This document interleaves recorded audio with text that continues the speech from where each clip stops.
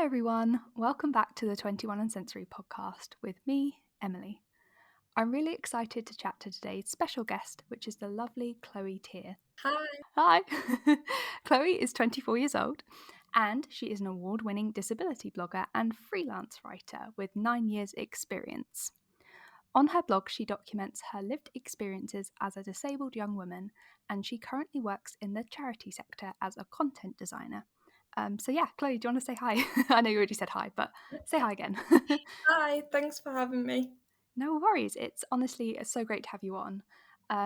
So I think we usually start with kind of jumping right into like diagnoses and things, just so people have that sort of background on you. So if you could kind of mention any diagnoses you have, obviously no pressure to talk about anything you don't want to.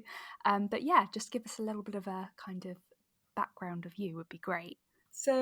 I was born 8 weeks early, and as a result, I ended up stopping breathing various times, kind of at the beginning of my life, and that resulted in me being diagnosed with mild cerebral palsy, which is a physical disability that affects coordination and balance and things like that.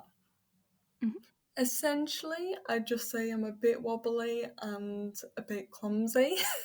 Mm-hmm. um, Obviously, technically, it's more than that, but I suppose that's the easiest way to describe it. And then when I was in my first year of university, I noticed myself being slightly more clumsy than normal, and kind of just put that down to my cerebral palsy.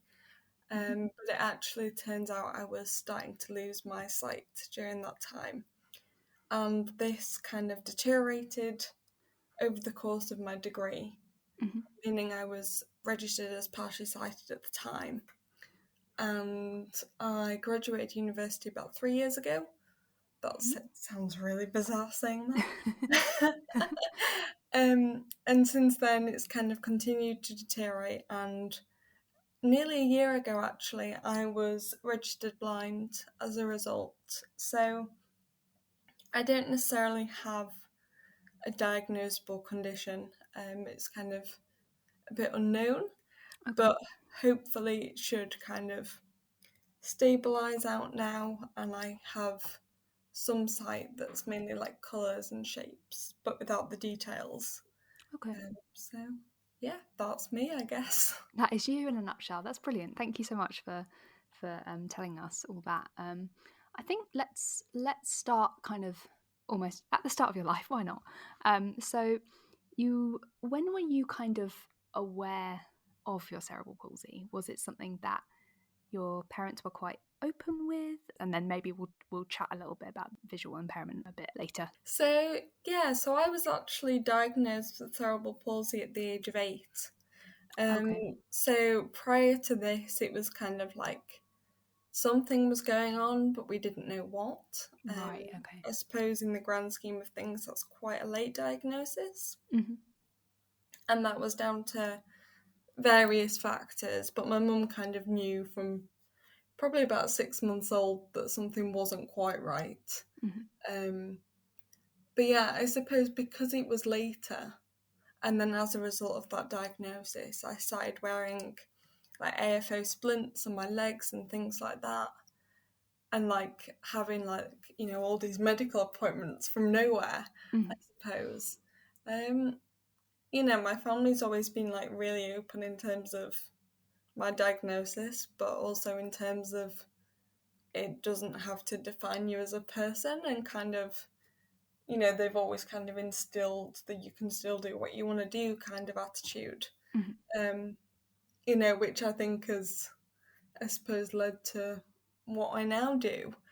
Mm-hmm. But yeah, I think it was always something that was spoken about. It wasn't something that we kind of shied away from. If anything, it was kind of humour that Mm-hmm. kind of, kept us all going, I suppose. 8 is quite kind of late in life to know, isn't it? In terms of if you were kind of struggling. Yeah, and I don't really know what I thought before Mm-hmm. then, because to me, it had always been the body that I'd lived in. Mm-hmm. And I suppose it was like, well, oh, I can't run as quick as everyone else, or, and I suppose I just assumed that everyone's legs felt tired, or everyone had like a Mm-hmm. side of their body that worked a lot better than the other. Mm-hmm. So mine like predominantly affects the left side of my body. Um, Luckily, I'm right-handed, but I kind of assumed that everyone's non-dominant hand was like my left hand, and I suppose I kind of didn't give it much thought, to be honest. But then I Mm-hmm. suppose that's kind of testament to kind of how, my mum kind of looked at it in terms of it wasn't a barrier. Mm-hmm. That's lovely to hear, though. It's really nice to hear that your family were so like not on board with it, but really, it's just you. You're just Chloe. Like that Yeah, is how you are, and obviously you don't know any different. And it almost weird to kind of being given the diagnosis. Did you see it as like a label? Obviously you were 8, so you might not remember this, but like, did it yeah. kind of feel weird? I suppose for me, like, I don't necessarily remember almost being sat down and being told. Okay. I suppose, like, like I mentioned, that the first indicator was, well, you've now got to wear this splint on your leg. Mm-hmm. And in a way, that was like the first kind of, oh, I'm disabled. Not that I really knew what that meant. Mm-hmm.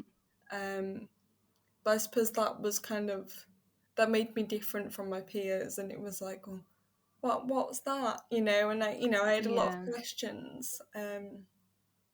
But a story that I kind of is one that I tell quite fondly is when I got my first AFO splint made, they forgot to do like the transfer.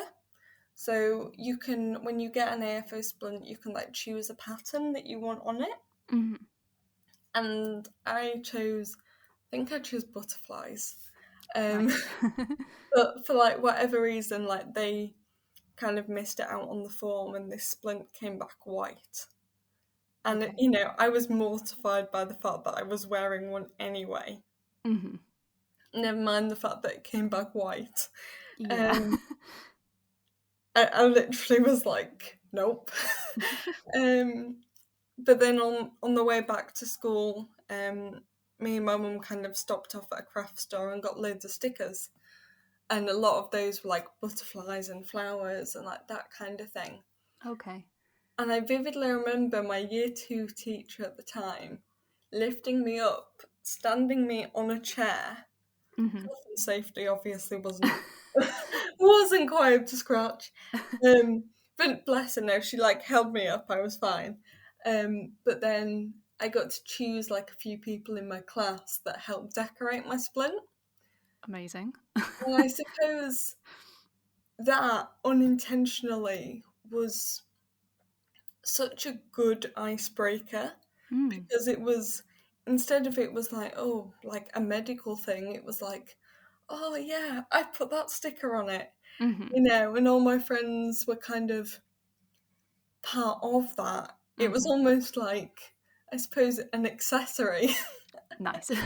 um, so in a way, it's like, I think that actually really helped with kind of me almost embracing it, but also from like my peers' perspectives Mm-hmm. as well. Mm-hmm. And can you just explain what AFO stands for in case anyone doesn't know? Because I know what splints you're talking about because I follow you on social media and I've seen photos of you. But just in case anyone doesn't know what you're talking about, could you explain what that stands for? Yeah. So an AFO is an ankle foot orthotic. So essentially, to make them, they do a cast of your leg, Mm-hmm. like as if you've broken your foot, essentially. And it kind of goes from like the tip of your toes to the like just behind your knee. Um, and then they use that to almost create like a solid plastic mold of your foot, so to speak, Mm-hmm. that then has straps on. And the purpose of it is to like hold your foot in what people would consider a normal kind of position. Okay. So without my splints, I tend to like walk on my toes with like my feet and my knees turned in, Hmm. which obviously isn't practical. I can't get very far, but Hmm. also like from a young age, if I was constantly doing that, it'll obviously like affect like like joint formation and things like that. Right. So an AFO essentially like keeps your foot at like a 90-degree angle, Hmm. um, and that can kind of help you walk more normally, I suppose. Hmm. But it's not just kind of an aesthetic thing. It Yeah. can help with like pain management and I suppose kind of like aligning Mm. all your joints and things. And did it take some kind of getting used to having this like set of splints? Like, do you kind of work your way up to like kind of wearing them more kind of thing, or like Yeah, how does so it work?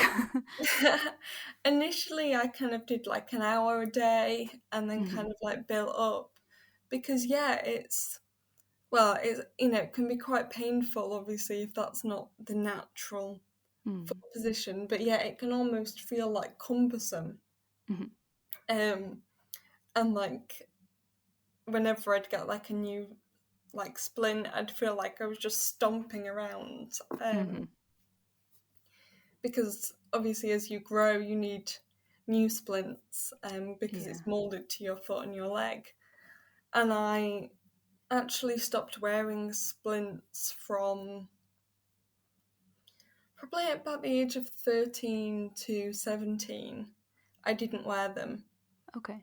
And the shock of when I went back to wearing them, I was like, I can't move. um, and yeah, like currently I wear one on each leg, which is something I've only done since university. Hmm. But actually, that's like the best combination for me, and is kind of what I've decided to stick with, I suppose. Hmm. And do you think was there sort of a reason you stopped? So I started wearing a splint when I was in year two, and then by the time I was in year six, um, obviously with like physio and kind of like management, I almost like I suppose downgrade, upgrade, in terms of functioning normal in society, which is what society wants us to be. Yeah. I'd say it was an upgrade Hmm. to kind of insoles in my shoes, Oh, okay. um, and that was kind of like almost withdrawing support a bit at a time, in the hope that I then would no longer need it. Right. Okay. Um, and that just so happened to coincide with kind of year six and then going up to high school. Hmm. And I did get bullied for wearing them in primary school, and I started to wear them again in high school because of a deterioration in my condition. Okay. And actually that was hard because I'd spent however many years pretending I wasn't disabled. Hmm. um, because at that point there was no visible kind of sign I could almost get away with it. Hmm. It's really like hard to hear you kind of say that you could kind of get away with it kind of thing, because you know really it's the environment that you're in Yeah. that makes you feel like a certain way and stuff like that. And I don't know, it's really the reason, like one of the main reasons that I wanted to talk to you, because I really find it really interesting how you highlight and kind of openly discuss, as well as like educating about disability and cerebral palsy and like visual impairment. And it's the myths and the stigma around Hmm. these things and the way that you dispel them.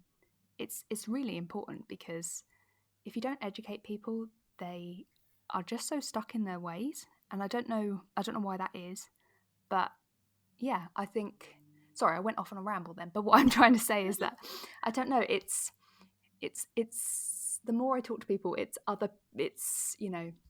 other people, it's society, it's not them. It's we don't live in a world that's suited to us all.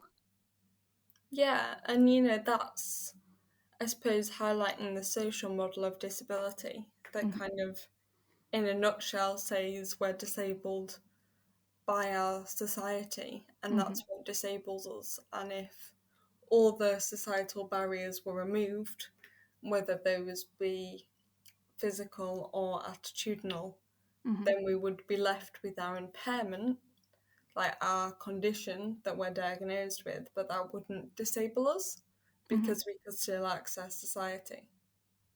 Yeah. See, that's interesting, isn't it? It's like a different way of thinking about it. Like what defines, you know, it being a disability, whereas we could all be on like a level playing field, if that makes sense. Yeah, yeah, you know, it's something that really interests me. And, you know, like I said, I didn't hide my disability from everyone. Mm-hmm. You know, my close friends knew. And I think if someone would have asked, I would have said. Mm-hmm. But it was almost like I could get away with it. Mm-hmm. And actually, in the long run, that made me a very shy and quiet person. And I think that's almost unrecognizable from who I am today. Mm-hmm. And actually, it was only when I became visibly disabled Mm-hmm. that I started to kind of accept that as part of my identity. Mm-hmm. And actually, you know, you might expect someone to become less confident when they start using splints or a wheelchair or things like that. Mm-hmm. And yes, it did to begin with, but actually, it was I was no longer hiding Mm-hmm. because I couldn't.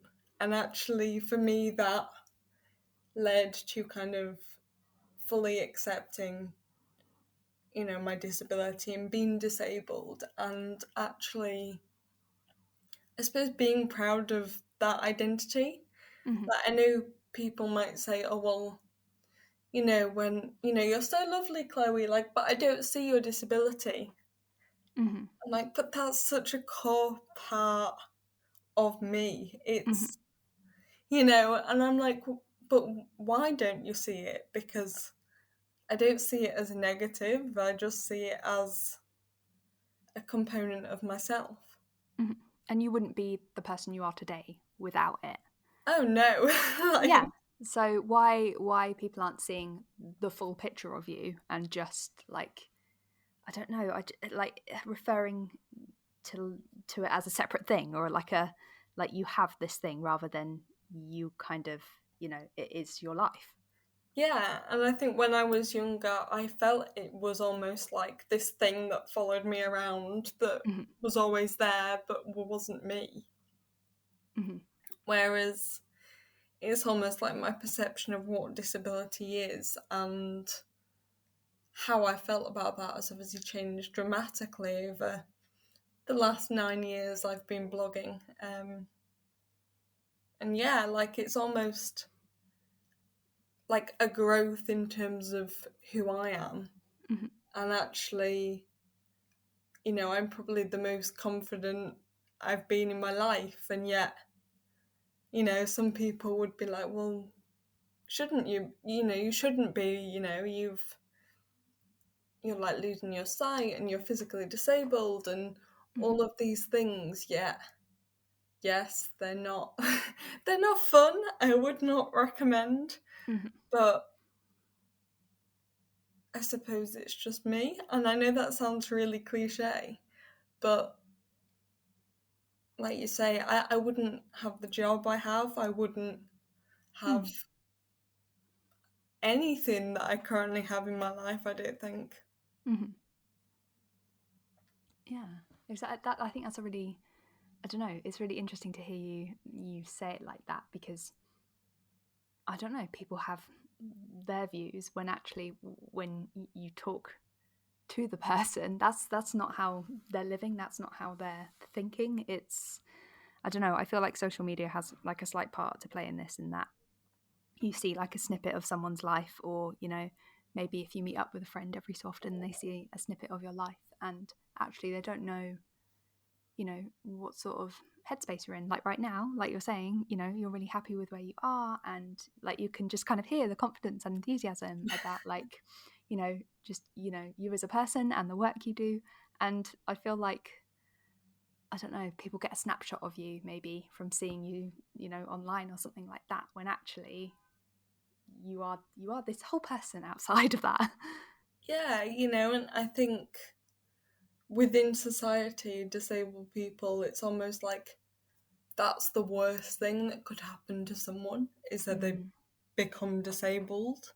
Mhm. Um, like I said, I wouldn't recommend, but I suppose because I do speak openly about my disability and kind of my experiences, I'm sometimes hesitant to be negative Mhm. because actually, if non disabled people read that, that just kind of reinforces that stereotype that it's the worst thing in the world. Mhm. Yeah. Yeah, that's very true. And also just, I think for anyone else coming across your content who, maybe also has cerebral palsy and stuff like that, they want to see, I don't know, the true you, and they want to see like the good and the bad kind of thing. But yeah, like you say, it's tricky to know how to, I don't know, how to communicate without, Yeah. it's a struggle. Oh, definitely. But no, I think it's important to share both sides, Mhm. but also, I suppose, to kind of show that it is a complete life of being good and bad, like Mm. everybody's life. Mhm. Exactly. And I said I was going to come back to kind of sort of your kind of university days and stuff. Were you able to get like accommodations at university in terms of like them being understanding, but also the fact that within your first year you had you know, these issues coming up with your sight? I think like my health has changed dramatically from sixth form to now. Mhm. Um, when I was in sixth form, I was really kind of struggling with mobility and was like using a wheelchair quite a bit. Mhm. And my sixth form were amazing. I went to the same sixth form that was my high school, Mhm. and they couldn't have done it any more. They were so supportive, and I think, I've been really lucky with my educational experiences because I know not every disabled person gets that. Mhm. I think we should, but we Yeah. don't. Um, and at university, I think as a whole, there were gaps, and things were hard, especially as I had a changing condition. Mhm. So in terms of like the kind of rules around support, that was really hard to navigate. Mhm. But the actual staff I had were amazing and went above and beyond.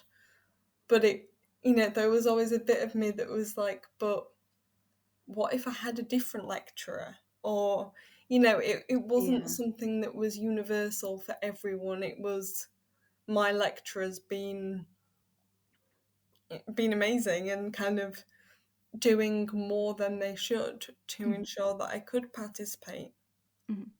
And I really, really appreciated that. But there was a part of me that was like, you shouldn't have to be doing this.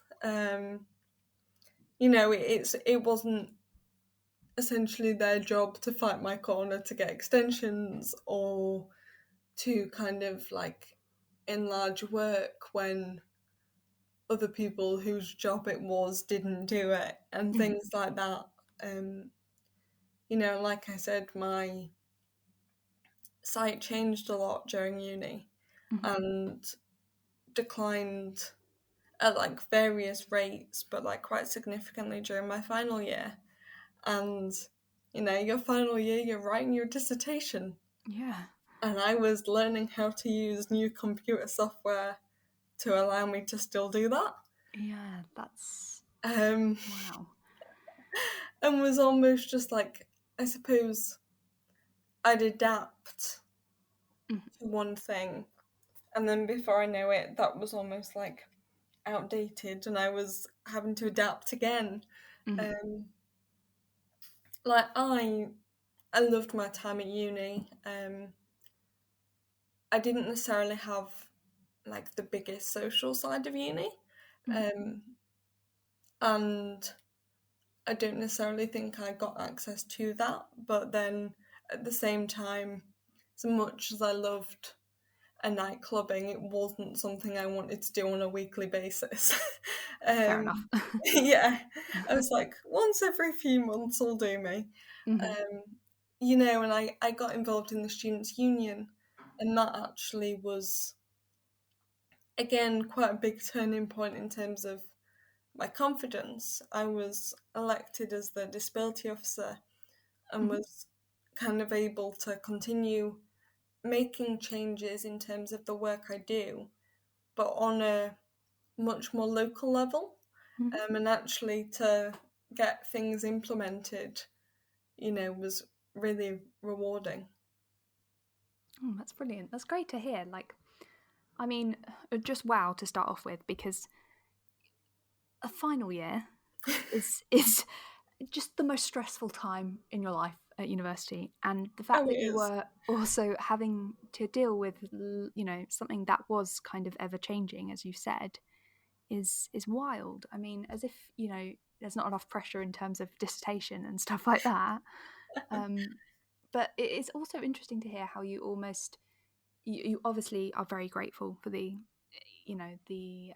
support that you had at university, but that you're also kind of guilty that it's not the same for everyone, and that I don't know, it's you kind of sound equally grateful but equally guilty for the fact that you had a good experience, and that it's not the same for every disabled student out there.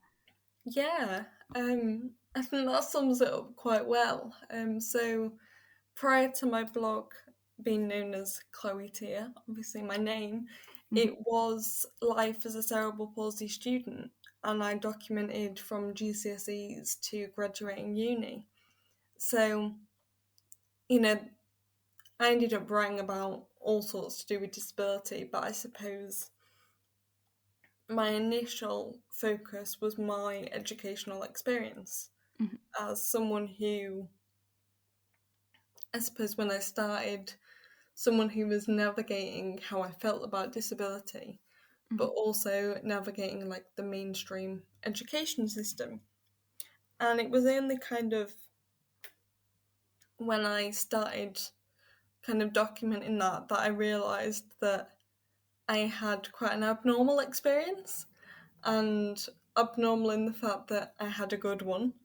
Hmm. Um, and yeah, it's, there's been stories online of, people I know who have literally had to fight to attend their own graduation, Hmm. um, which literally is like mind boggling. Like, it's like, Hmm. seriously? Um, you know, I mean, I'm forever shocked at, how disabled people are still treated in today's society, but I think because I had such a good experience, I know it's something that I can't just take for granted.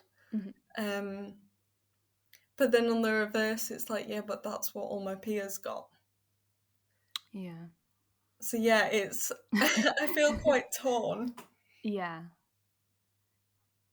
Oh, it's a tricky one, isn't it? And also like you were saying about like things like having like accessible graduations and things like that. What worries me is that we see the same stories each year. Like, Yeah, it doesn't change. Like, graduation season rolls round and you open Twitter and again someone couldn't access the venue or something, or someone didn't understand their accommodations, or people weren't even invited or something like that. Like, but it doesn't seem to change, and I think no, that's what no, gets frustrating and not at samey. all. No, not at all. And yet I had the president of the students' union basically be like, "I'm here. what do you Mhm. need? You know, they contacted me beforehand. Um, and like the layout of our graduation, there wasn't a stage to go up on, which was good. But you Amazing. kind of had to like walk across, get your certificate, and then carry on walking like round. And then Okay. you'd walk behind the back of the chairs of everyone Mhm. and then get back to your seat. Um, and I admit that I was using a walking stick at the time, Mhm. or like interchanging with my cane. But I'd made the decision that I wanted to walk independently to get my degree, Mhm. but then would need my stick to almost get all the way back round again. Okay. And the reason for not wanting to use my stick wasn't because I was like, I want to do it independently and almost prove that. It was more the physical logistics of having to shake hands and take bits of paper Fair. and I have one fully functioning hand, so I was just like, I don't want it to be like a fumbling disaster, I suppose. Okay. Um, but yeah, so essentially the president of the Students' Union queued with me, Mhm. took my stick, and then ran the opposite way around the back. So by the time I'd walked across, it was there. Incredible. Um, you know, and it's just like little stuff like that that Mhm. wasn't, you know, that's going above and beyond, and that was someone who genuinely cared about my experience on that day, and I suppose just saw me as another student, Mhm. and a friend, and kind of, well, yeah, of course, like why wouldn't I do that kind of Mhm. thing? And yet, even being invited seems to be a big ask Yeah. for many disabled students. Mhm. And just what you said then, like it was a little thing. Like it was like, it wasn't the most it didn't require the biggest planning in the world for that No, to take place. Like I feel like a lot of accommodations are really straightforward and really simple, but yeah, they, something like that meant a lot to you because it made your experience of graduating, that much better and that much more, it flowed much easier by the sounds of it. Like it's not rocket science. yeah. Um, Yeah, you know, it's not, and actually, like you say, it made such a big difference and made me feel valued in terms of I ought to be there, Mhm. and yet they probably didn't think twice of it Mhm. and just did it because they're a nice person, and yet, like you say, it made such a big impact for me when actually it was quite simple and straightforward, Yeah. and like we literally like discussed it on the day. Like it was a Mhm. case of okay, what do you want? I'm here at your disposal kind of thing. Um so no, it's the little things. Mhm. Definitely. And I'm kind of keen to understand, like, after after university, what kind of led you to work as a content designer? Did you kind of go straight into kind of the charity sector, or did you kind of do anything before that? I mean, I know obviously you had like your kind of blog presence and Hmm. your kind of all that kind of advocacy in terms of like disability and stuff like that. Do you think that kind of fed into you wanting to go into that area? So my blog like continued, and like I suppose the work around that continued to get kind of bigger and more like presence, I suppose, while I was going through uni. And I suppose I had the time and the flexibility to go and do things like talks Mm-hmm. because you're not in every day 8 till 3 or whatever in Mm-hmm. terms of school. And even if there were lectures, I'd just be like, sorry guys, I'm delivering my own lecture. And they'd be like, cool, have fun. Um, you know, and like were aware of what I did and kind of really supported that. Mm-hmm. And then between my second and third year of uni, because I obviously didn't want a break, I worked for 3 months as an intern on Scope's online community, Oh, so okay. their online forum, Hmm. and that included obviously like welcoming people and kind of moderating the forum, but also advising on disability related things, but also like collaborating with bloggers and like pulling together a content calendar in Hmm. terms of like conversation starters or guest blog posts and things like that. And I loved that role. It was working from home. It was everything, I wanted from a job. And I was like, I got this because of my blog. You know, Hmm. obviously there was more to it than that, but it was my experience from blogging that kind of gave me that edge, I suppose. Hmm. And then when it got like near to the like end of final year, I applied for a master's in journalism Oh, okay. and got accepted onto that, and also was re-elected as the disability officer, because if third year wasn't hard enough, that was the year I was disability officer. Um, so yeah, I was already on track to spend another year or two at uni. Okay. Um, and then I had a little email basically being like, that job you did about a year ago for 3 months? We've got a full time like position opening up. Do you want it? Um, Whoa. and honestly, it was the hardest decision ever because they were two very different roles. Mm. It was, I suppose they weren't very different, but it was a big life decision. Hmm. Um, and I suppose, obviously, from what you just said, I took the job and stayed in that role for a year and a half. Okay. I found it quite emotionally draining at times, but I think that comes with the territory of it being on a forum. Hmm. Um, but I really enjoyed, like, especially the content side of things. And then Scope were advertising for a content designer for a 6 month secondment. So to kind of move over there for 6 months, get some experience, and then go back. Okay. Um, and I honestly didn't think I'd get it because so many people wanted it. Hmm. But I was really fortunate to get the 6 month secondment, but then also be taken on permanently. And Amazing. nearly 2 years later, that's where I still am. Um, Wow. so I suppose instead of being like, I suppose, frontline and public facing, Hmm. I now, like, we use research and data, which I love in terms of I'm a psychology graduate, so Hmm. data and research, I'm all about it. And Hmm. then we use subject experts, and then my job, I suppose, is to combine the research in terms of like search profiles and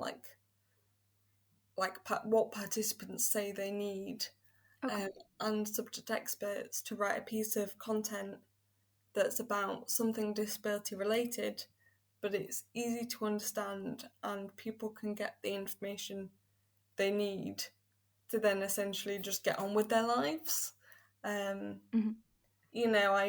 I imagine a lot of people listening to this will be able to, know the complex of like the benefit system or social care or accessing education. And I suppose my job is to write the facts, however complicated that may be, Hmm. but in a way that's hopefully easy to understand and answers the questions people have and give them the information they need at that point. Hmm. It's really interesting, just like hearing your like the journey to that job Yeah. as well. Like just to go back to that. But yeah, it's really interesting to hear how, you know, you had this massive toss up between doing a master's or like doing a full-time job. And I can imagine that was quite a scary thing to do. But I mean, look where it's kind of, you know, taking you down this kind of avenue that you might not have necessarily gone down. I don't know. I mean, it sounded like you know, journalism and, you know, the fact that you did that internship, you could have kind of gone on to do many different things. But that's really Yeah. exciting to hear. I don't know where I would have ended up. Hmm. And to be honest, like content design is very much like still a new concept. And I suppose it's the model that like the NHS and the government website use Hmm. in terms of like easily understood information, like at the point of needing it. Hmm. So I don't know how else I would have got into it, but actually, I suppose the combination of my lived experience of disability Hmm. helps. My writing background, my knowledge from being on the online forum to kind of, I suppose, hear the problems people face Hmm. that they need answers to, combined with my degree in psychology and my interest in terms of data and how people think Hmm. and how we process information. And it's almost like all that combined is Yeah. the job I now do. So it's, Hmm. yeah, it's almost like just a complete jigsaw puzzle, but almost individually you're like, well, how did you end up there? And it's like, Hmm. well, actually, it's a bit of everything that I've done up to this point. Hmm.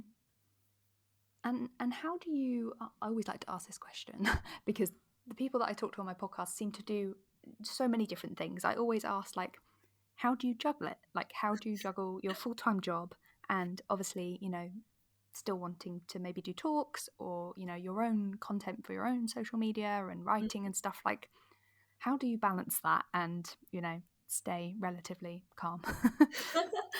Firstly, it is hard. So I Hmm. work 4 days a week. So I don't work on Wednesdays, which kind of gives me like a midweek break, I suppose. Cool. Hmm. And initially, writing and doing my blog was a hobby. Hmm. And I kind of always told myself it was never going to be my job because I didn't want to ruin the hobby. Um, that didn't turn out very well. Hmm. But I think it's my blog and freelancing things, or kind of what I do on a Wednesday, or kind of on evenings and things like that. Hmm. And yeah, it's something that you know, I would love to give so much more time to it Hmm. and so much more attention to it that I can't do at the moment. And part of me like hates that, but then it's like I'm fortunate that I do have a job that allows me to work flexibly, but Hmm. also I suppose is like the guaranteed side of getting paid rather than freelance completely, which is can be very uncertain at times. Yeah. Um, so I suppose it is a big juggling Hmm. exercise. But I suppose to put into perspective, I got asked today if I wanted to give a talk for an hour, and they said, "Oh, well, what about next month? End of next month?" And I was like, "Sorry, I'm booked up for the rest of the year." And they were Whoa. like, "What?" um, and that makes it sound like I'm super busy, and I suppose I am. You're in But demand, you know? That's what it is. I suppose in terms of freelance stuff, things like doing podcasts or talks and things like that, Hmm. I tend to try and restrict myself to one a month, Hmm. one every 2 months if I can, and then ideally one blog post a month. Okay. And I need to keep that, like, that boundary, I suppose, Yeah. so I can work 4 days a week, writing about, well, currently I'm writing about state pensions and all the changes that happen to your benefits when you reach that age. Okay. That sounds like a whole minefield in itself. Oh, it is. I've been doing it for quite a while now. But yeah, and I suppose in that way it's been balanced, and I suppose not giving it as much time as I would like, but keeping that balance so I can continue to, I suppose, do little bits here and there. Well, firstly, I very much appreciate that you came on this podcast and that I was maybe one of the ones that you would do within 1 or 2 months. I appreciate that. But also the fact that it's really nice to hear someone say that, there's got to be a boundary, and you've got to protect yourself. You've got to protect, your own health, whether it's physical or mental health. And the fact that you've kind of worked out a kind of sort of system, or, you kind of limit yourself to, every so often, makes perfect sense in terms of not getting burnt out. Yeah, and I think because I've been blogging for 9 years, people expect like a shiny like social media posting system, or like essentially I don't have any of that. I write when I feel like it and then post it. I have I have ideas bubbling, but I have no kind of schedule or backlog of posts. I kind of have come to the conclusion of when I want to write, I'll write. And yes, I try and do at least one a month. But I think it's more authentic that way. I'm not going to write and post for the sake of it. But also, I don't have the time to schedule Instagram posts, and I am in awe of the people that do. But, I suppose I'm saying I don't have it all figured out behind the scenes. And it is kind of, I suppose, on a whim, like, oh, let's just post that or whatever. And I think, I get asked a lot, well, how do you keep going and kind of run social media and stuff? And I suppose the short answer is that I don't. It just sounds like you do it on your own, schedule, on your own time. And especially with like creative stuff like writing, or like I do drawings, like you can't push it, you can't force it. Like when an idea comes, it comes and you run with it, right? Like Even sometimes if that's at 3 a.m. in the morning. exactly, like sometimes, like you can't just sit and hope something comes up, kind of thing. Like sometimes it's, creative block is real. Is what I'm trying to say. Oh, it really is. I'm there at the moment. But no, when I started working 4 days a week, I was like, oh, it's great. Wednesdays are going to be my writing day. And I'd sit down and be like, no. They're like, damn it, I've put aside this day and nothing's coming. Like literally nothing.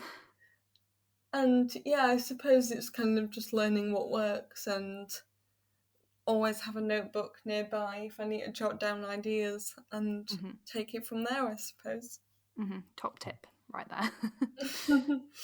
And one of the last things that I want to / need to ask you about is, I have been following that you are on the waiting list for a guide dog, which sounds super exciting, but I realise that you've been on it since 2020. So I was wondering if you could chat a little bit more about the process of getting a guide dog, because I don't think people appreciate how lengthy it is.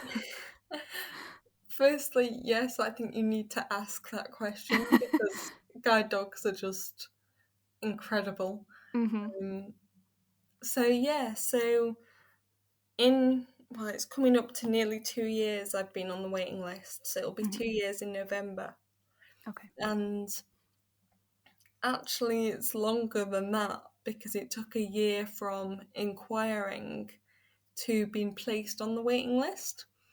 So I'm coming up to like 3 years to when I made the phone call of, please can I have a guide dog? And I won't lie, it's something I literally think about every day, which Hmm. sounds slightly mad.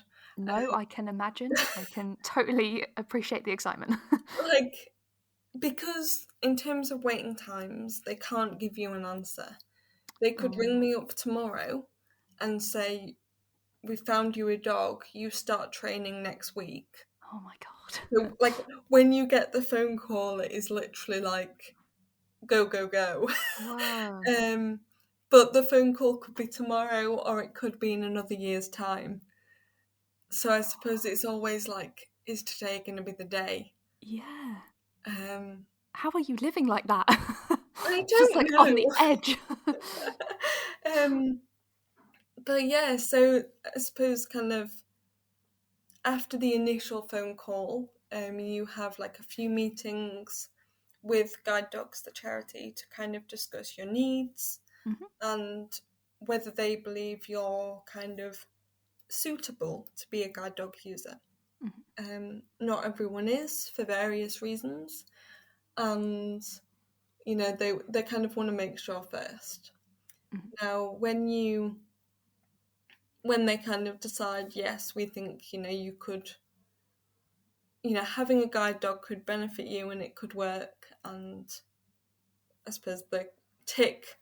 You then have various assessments. Those kind of include more questions about like your living situation, Hmm. your hobbies, kind of what you do in your free time.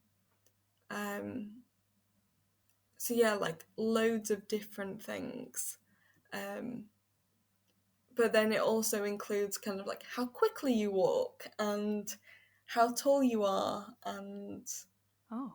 um, like do you live in a city or do you live in the countryside? Because I suppose all that needs to be matched up with the temperament of the dog. Hmm. If you live in London and you want to commute on the tube every day, Hmm. that dog needs to have a lot more confidence, I suppose, Yeah. than one who would be guiding someone around a little town that's a Hmm. lot quieter. Um, so that's, I suppose, why they can't say Hmm. kind of how long, because it's all dependent on the dog that best fits you. Yeah. So there are various stages on the waiting list in terms of how long you've been on there. Hmm. Now I'm in the top section, which essentially means when a guide dog comes through and is ready to train, I will be considered in terms of matching with that dog. Okay, that's Um, nice to know. I know, At but least that. yeah, but it's been like that for like 8 months, so I'm like, Oh. cool.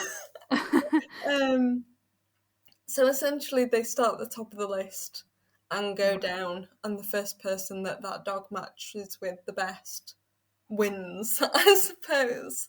Right. Um, Okay. to kind of a bit of context, the pandemic has really affected that.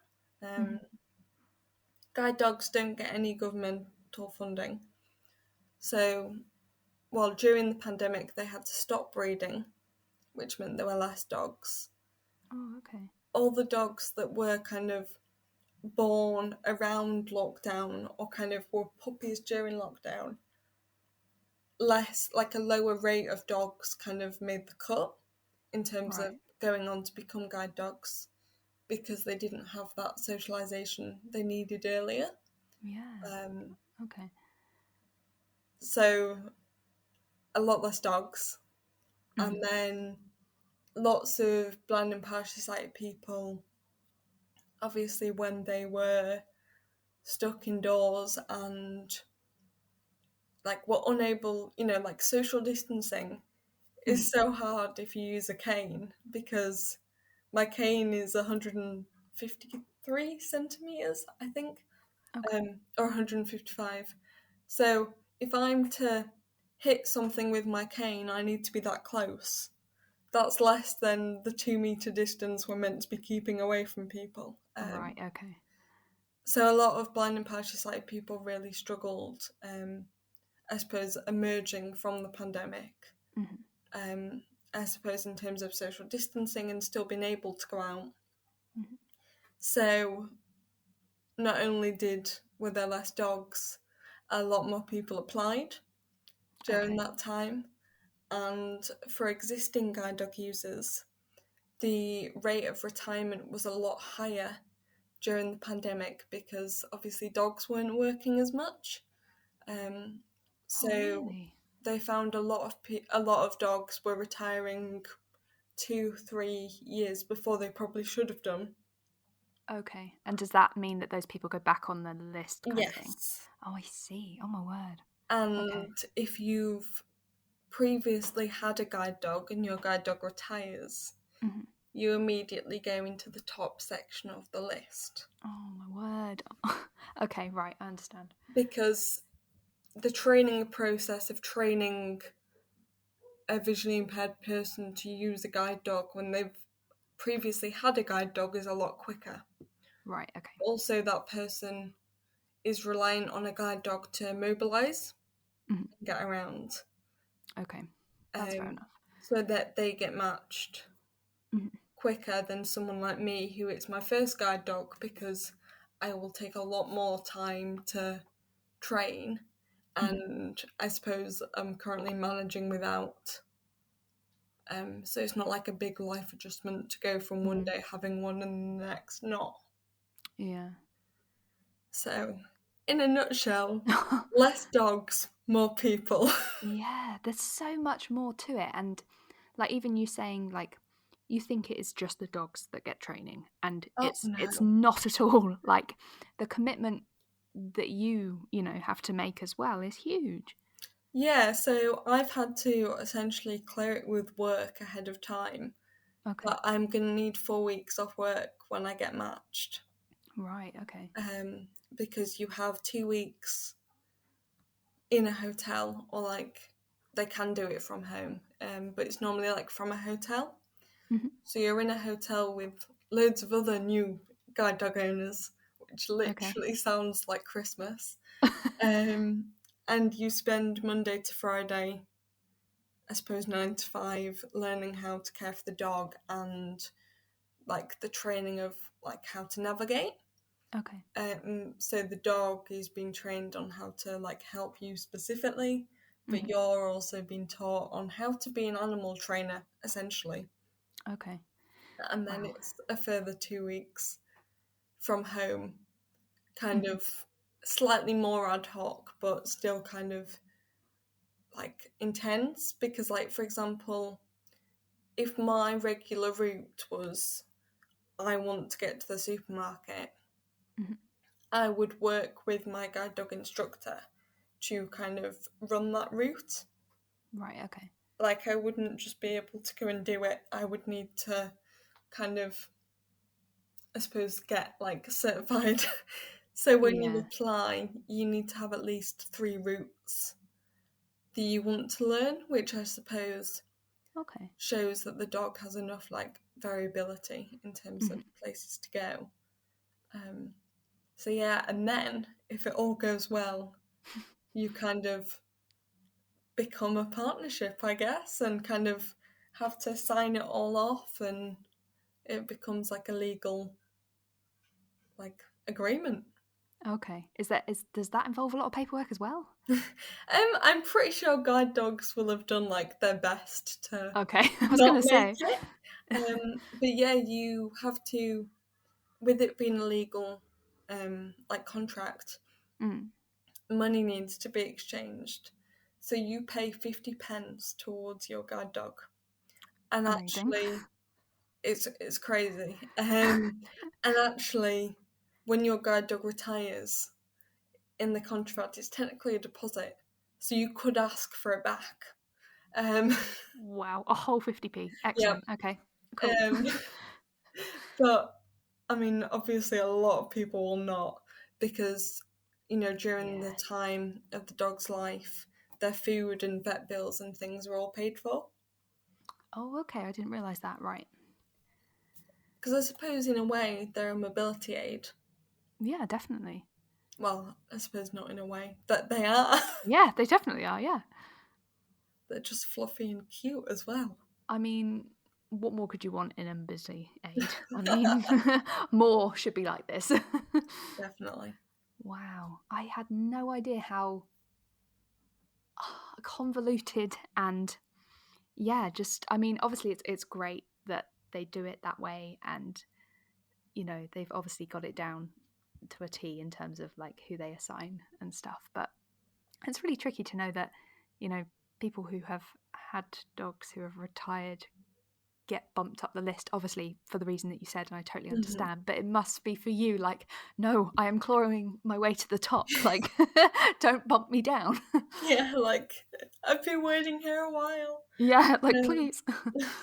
Wow. but no, Oh. like I suppose I know that, like, if I'm honest, like I kind of entered 2022 being like, okay, this is going to be the year Hmm. that I get a dog, and obviously we're in September and it's looking less and less likely. Hmm. Um, and you know, I'm okay with that. Like, I Hmm. think I've got my own house this year. Yeah, So congratulations. I thank you. saw. It's Exciting. been it's been a big year, like anyway, and Hmm. kind of adjusting to all of that. And yeah, I suppose the dog will come when it comes, and it'll be incredible. Hmm. I just suppose I have to wait, but Yeah. I've been assured by many guide dog owners that it is worth the wait. Okay, good. I think we might have to check back in with you, Chloe, because when you get a dog, I think people are going to want to know about it. Oh, definitely. Okay, Even good. the hairdresser is invested. Oh, really? Excellent. She's like, I need to know. Yeah, Aw. Oh, it sounds like everyone's really like excited for you as well, which is nice. yeah, definitely. Oh. I suppose I just have to keep telling people, no, not yet. Not yet. Yeah. Oh, it's so tricky because it's exciting news that you know is coming, but you're waiting for. Yeah. Yeah, that's almost the worst kind of happy news. Oh well, we've been talking for over an hour, and I feel like it's gone really quick. um, I feel like we should mention your social media so people can follow your journey in life and towards a dog. So Yes. yeah, do you want to say where people can find you online? Yeah, this is where I'm really bad, and I'm like, so what are my own social media handles? Um, Hmm. so my Instagram is Chloe_Tia. Hmm. My Twitter is Chloe L Tia. Hmm. Why they're not all the same, I do not know. It's infuriating. And Facebook, I have a page under the name Chloe Tia. Um, tend to stick to Instagram and Twitter the most, to be honest. Hmm. And then my website, where all the dog updates will be happening, is chloetia.co.uk. Amazing. I will pop those all in the show notes. And yeah, I'm excited to continuing following your journey online. And yeah, you'll have to let us know. It would be Definitely. really exciting to hear. But yeah, thank you so much for coming on the podcast. Thank you so much for having me. It's been great.